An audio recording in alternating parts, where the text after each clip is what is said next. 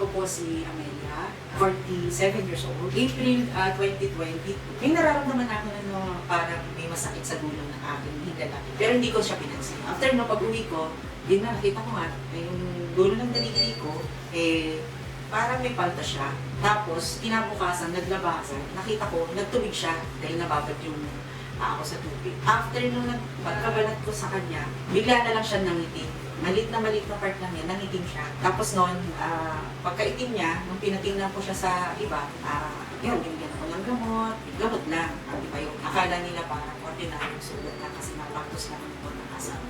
Hindi ko alam na may bakterya na pala sa loob. Hanggang sa tumagal siya parang mga 2 buwan yata ako ng antibiotic, pero wala pa rin nangyari.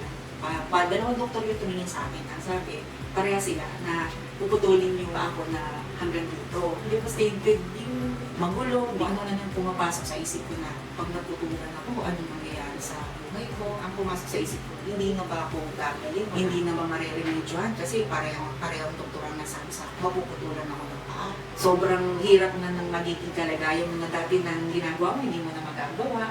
Nung nangpunta ko dito, parang okay siya. Parang nabuhayan ka ng loob na merong nagsabi sa'yo na, sige, pagamutin natin yung sugat mo, may magagawa pa tayong paraan. Nawala lahat yung pangamba mo. Gagaling ka, basta makikinig ka lang sa sasabihin ng doktor, sa sarili mo din, ikaw din. Concern siya dun sa pasyente. Hindi siya yung klase ng doktor na, sige na, okay, patuloy na lang natin yan. Huwag na natin pagtyagaan. Parang gano'n. Okay naman yung pakiramdam ng paa ko at saka.